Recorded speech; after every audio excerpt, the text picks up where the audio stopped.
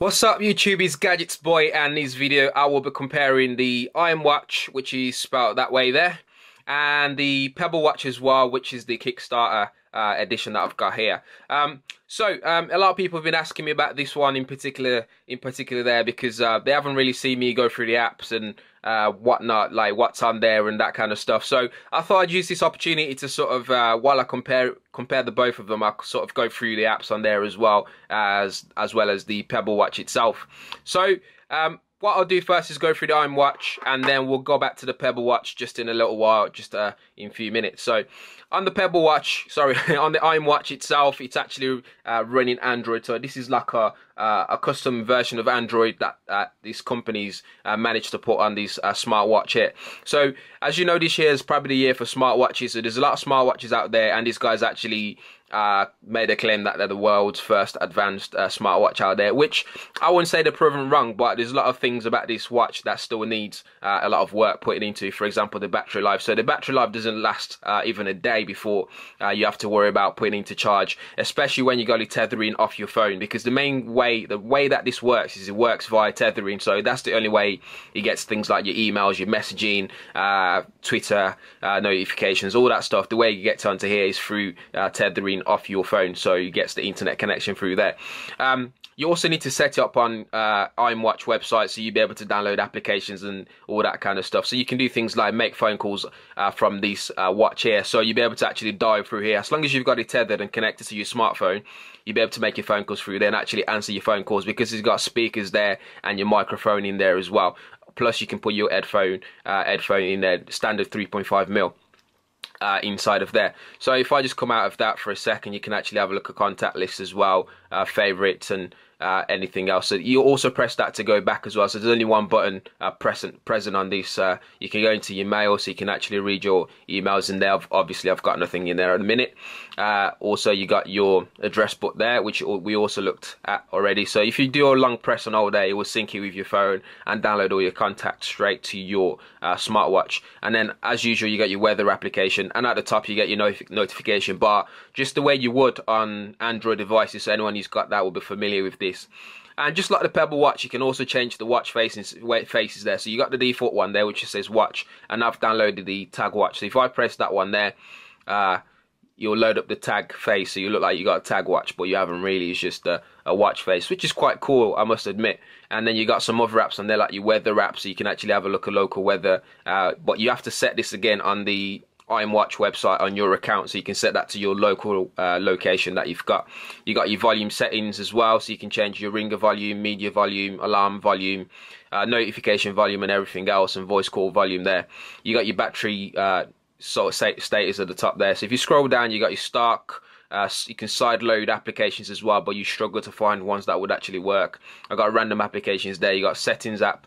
If you go into settings, so if I just go back out of the news app there, if you go into settings, you'll be able to do things like change your Bluetooth settings, how often it updates, and sync with your phone, date and time settings, display settings, and all the standard stuff that just comes with this device really.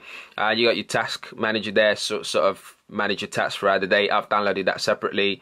You got your messages one there. You got Instagram app. You got another watch face there. If I go into Instagram app, for example, I'm not sure if it's still linked. Yeah, so you still got some pictures that I did sync a while ago. So you got one from Tech Century there. Do check him out on YouTube as well. If I just go back, you won't load that photo, sorry, because it's not linked to my phone at the minute. I've got my Pebble Watch linked. You got music as well, so you can actually download music from your account, and then you'll be able to listen to whatever music you've set. So this would also obviously play music from your phone as well, so you don't actually have to use your account to do that. One thing you might notice then is when I push the back button, it took just a short while to go back out and actually start doing what I wanted to do. So it's got that short lag every now and then in there. You got your mail there, you got Twitter, you got time, Facebook, you got your gallery, you got hands-free app there, or calls app to make phone calls straight off this one, which I showed you earlier. You got calculator, appointments, alarm clock, and everything else in there.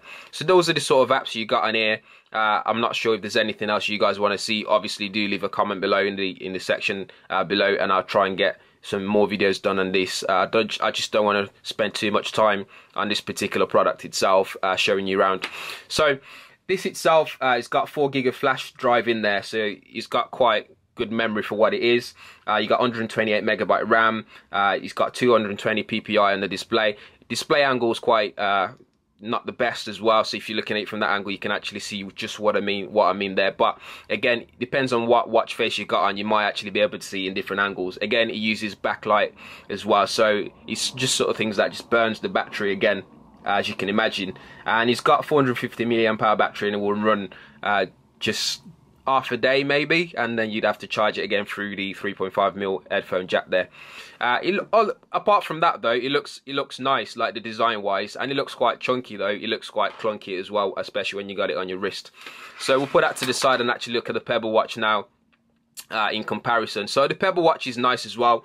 Pebble Watch is only $150, which in the UK is about £98 or so, whereas the Watch will cost you £219, a whopping £220. It's quite expensive for what it is. And this one allows you to do your custom watch faces as well. You can even get sort of like skin wrap there, so I've got one from iCarbons.com there. You can change your track, like music, through this, so you can play your music through Pebble Watch. You can do sort of set your alarm, change watch faces as well, just like you would on the Watch. So you got those different ones that I've got in here. So I've got one from for example, Transformers. So if I go back out, you can actually see that, which is quite cool. You can do also all sorts of things as well. So for example, someone showed me today to get Tetris installed on here. So it's actually a full working version of Tetris on there, apart from you can't save your game. So when you come out of it, that's it for the game over. You have to start all over again. The battery life is a lot longer on this. It will last you just about a week or so. I'm still trying it out for the week now, so this is the day 5 now, so I'll let you know in day 7 if it's still working without full charge in there. And it's really light and simple as well. Really cool design. You got 3 buttons on that side and 1 button on that side. Really nice and simple. You can even get different watch straps for this. It's fully customizable to suit what you want to do. I haven't changed the straps yet. I'm still waiting for mine to come through. As I said earlier, you can get the skin to put on there, and it's e-paper display as well, which means you'll be able to see it in different angles, whether you're in the dark, whether you daylight, you'll be able to see it very well. There's no problem at all. And again, just they both sort of do the same things at the end of the day, in terms of being an extension to your smartphone. So you'll be able to receive all your notifications on these devices before you actually check your phone and see if it's actually important to actually fully read or reply to the person or not. But that's the comparison there, guys. I just wanted to show you the differences, and this is more expensive, this is less expensive, this is nicer in terms of option to customize it and stuff like that. Obviously this one runs Android, which gives it that flashy look and sort of things, but I still think it's still a proof of concept, and they still need to work on the battery life. If the battery life is really good on these, then it might be a winner over the Pebble Watch, but until then I still think the Pebble Watch wins in this sort of situation. So, but again, guys, leave a comment below, let me know what you think as well. It's not just what I think in this situation. Leave a comment below and hit the like button, and do subscribe as well. And thanks for watching. I'll see you guys all in my next video.